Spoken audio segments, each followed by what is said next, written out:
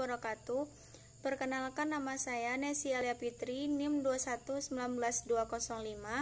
Baiklah, saya akan menyampaikan materi UTS Ilmu Komunikasi dari materi 1 sampai 6.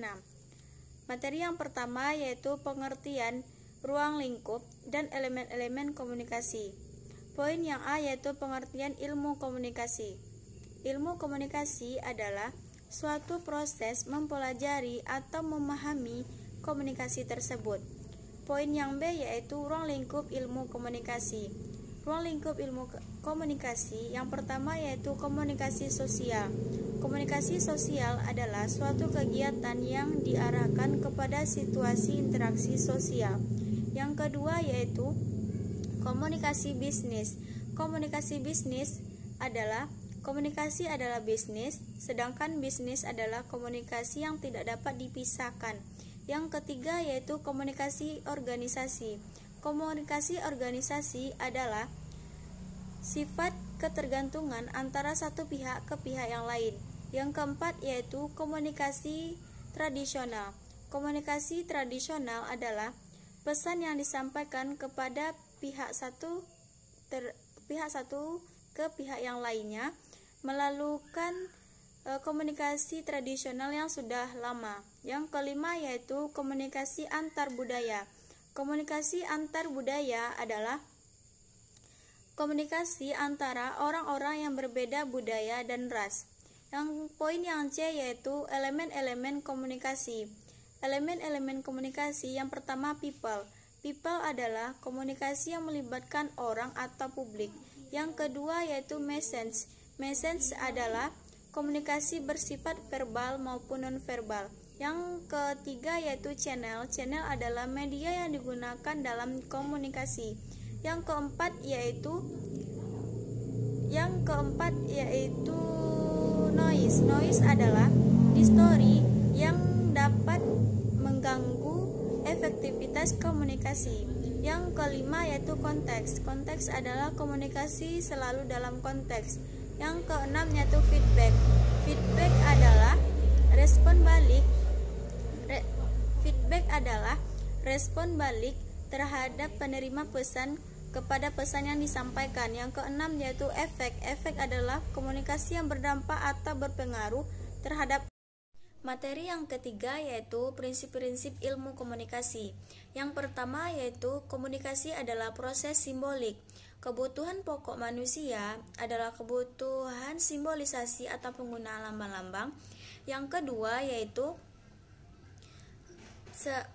setiap perilaku mempunyai potensi komunikasi. Komunikasi ini terjadi apabila seseorang memberikan makna kepada perilaku orang lain atau perilakunya sendiri. Yang ketiga yaitu komunikasi mempunyai dimensi isi dan dimensi hubungan. Dimensi isi menunjukkan apa yang dikatakan, sedangkan dimensi hubungan menunjukkan dengan cara mengatakan atau mengisyaratkan kepada peserta komunikasi. Yang keempat yaitu komunikasi berlangsung dalam berbagai tingkat kesenjangan. Komunikasi ini tidak sengaja terjadi sehingga komunikasi tidak direncanakan dan disadari. Yang kelima yaitu komunikasi terjadi dalam konteks ruang dan waktu. Makna pesan bergantung pada ruangan, waktu, dan psikologis. Yang keenam yaitu komunikasi melibatkan prediksi peserta komunikasi. Ketika orang-orang berkomunikasi, mereka meramalkan atau memperkirakan efek komunikasi mereka. Yang ketujuh yaitu komunikasi bersifat sistematik. Mengacu pada gaya tubuh manusia dengan dipandang sesuai sistem, baik sistem internal maupun eksternal. Yang kedelapan yaitu semakin mirip latar belakang sosial budaya, maka semakin efektiflah komunikasi. Komunikasi yang efektif ialah komunikasi yang hasilnya sesuai dengan harapan peserta komunikasi. Yang kesembilan ialah komunikasi bersifat non-sekuensial. Komunikasi pada dasarnya ialah komunikasi dua arah, tidak ada komunikasi yang berjalan satu arah. Yang ke-10 yaitu komunikasi bersifat prosesual, dinamis, dan transaksional. Yang ke-11 komunikasi bersifat irreversibel. Yang ke-12 komunikasi bukan panacea untuk menyelesaikan masalah. Baiklah, materi yang ketiga yaitu hambatan-hambatan komunikasi. Yang poin yang A yaitu hambatan komunikasi. Hambatan komunikasi adalah halangan atau rintangan yang terjadi ketika interaksi manusia saling mempengaruhi satu sama lain. Ada beberapa faktor psikologis yang mendasari hal tersebut. Yang pertama yaitu selective attention, yang kedua selective perception, yang ketiga yaitu selective retention. Poin yang B yaitu komponen hambatan komunikasi. Komponen hambatan komunikasi ini ada dua. Yang pertama yaitu hambatan dari proses komunikasi. Hambatan dari proses komunikasi ini ada 5. Yang pertama, hambatan dari pengirim pesan. Yang kedua, hambatan dalam penyediaan atau simbol. Yang ketiga, hambatan media. Yang keempat, hambatan dari penerima pesan. Yang kelima, hambatan media. Yang kedua yaitu hambatan mekanis. Hambatan mekanis adalah hambatan yang dijumpai pada media yang digunakan untuk memperlancar komunikasi. Yang ketiga, poin yang C yaitu faktor hambatan komunikasi. Faktor hambatan komunikasi ada 3. Yang pertama, hambatan psikologis. Hambatan psikologis adalah hambatan yang terjadi pada diri sendiri atau psikis. Yang kedua yaitu hambatan semantik. Hambatan semantik adalah Hambatan semantik adalah bahasa yang digunakan komunikator sebagai alat untuk menyampaikan pikiran atau perasaan kepada komunikan. Yang ketiga yaitu hambatan ekologis. Hambatan ekologis adalah hambatan yang disebabkan oleh lingkungan pada proses berlangsungnya komunikasi.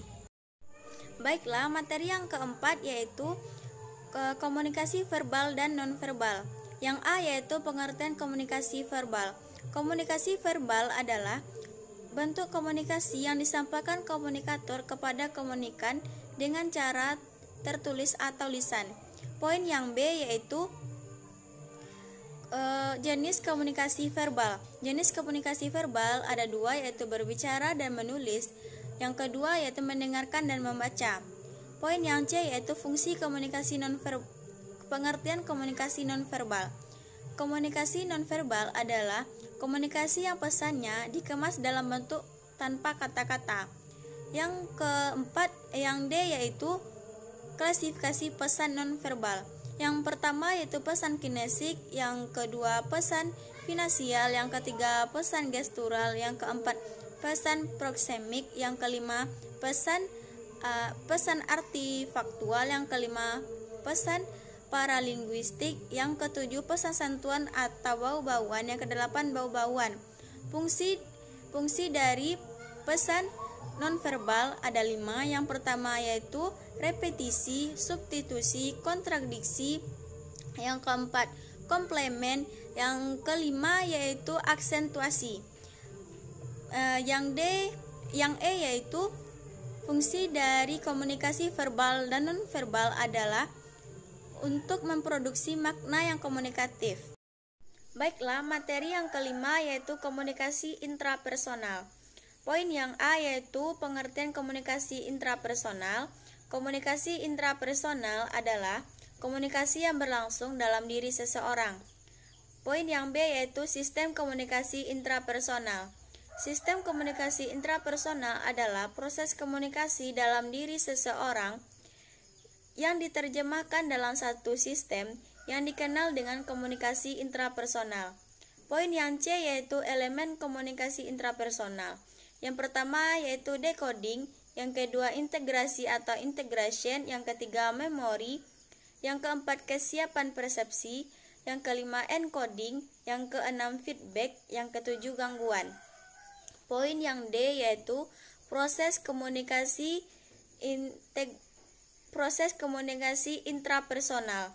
Yang pertama yaitu sensasi. Sensasi adalah tahap paling awal dalam penyampaian informasi. Yang kedua yaitu persepsi. Persepsi adalah makna dari akumulasi indrawi. Yang ketiga yaitu memori. Yang keempat yaitu berpikir. Berpikir adalah akumulasi dari proses sensasi, asosiasi, persepsi, memori yang dikeluarkan untuk memperoleh kebenaran. Yang kelima yaitu asosiasi. Asosiasi adalah pengalaman atau kepribadian yang mempengaruhi proses sensasi.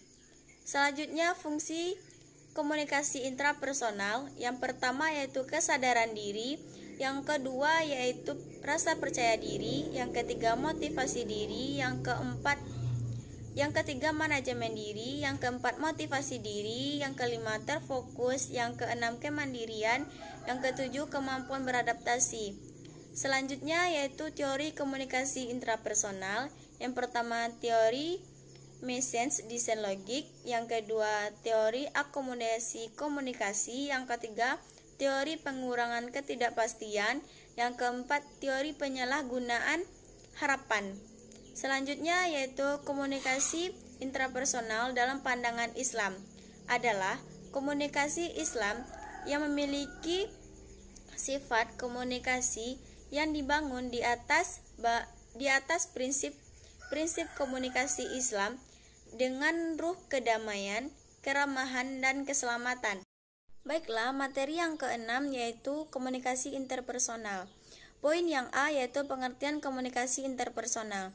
Komunikasi interpersonal adalah komunikasi verbal maupun nonverbal antara dua orang atau sekelompok kecil orang secara langsung disertai respon yang dapat segera diketahui. Poin yang B yaitu komponen-komponen komunikasi interpersonal. Yang pertama yaitu message, yang kedua encoding, yang ketiga channel, yang keempat decoding, yang kelima penerima pesan, yang keenam feedback, yang ketujuh konteks, yang kedelapan gangguan, yang kesembilan efek. Poin yang C yaitu ciri-ciri komunikasi interpersonal. Yang pertama arus pesan dua arah, yang kedua suasana non-formal, yang ketiga umpan balik segera, yang keempat yaitu peserta komunikasi berada dalam jarak yang dekat, yang kelima yaitu peserta komunikasi mengirim atau menerima pesan secara simulasi atau spontan. Poin yang D yaitu faktor-faktor yang mendukung terjadinya komunikasi interpersonal. Yang pertama yaitu faktor internal. Faktor internal adalah faktor yang berada dalam diri PK yang menjadi faktor pendukung komunikasi interpersonal PK dan keluarga anak pidana. Yang kedua yaitu faktor eksternal. Faktor eksternal adalah apa yang ada di dalam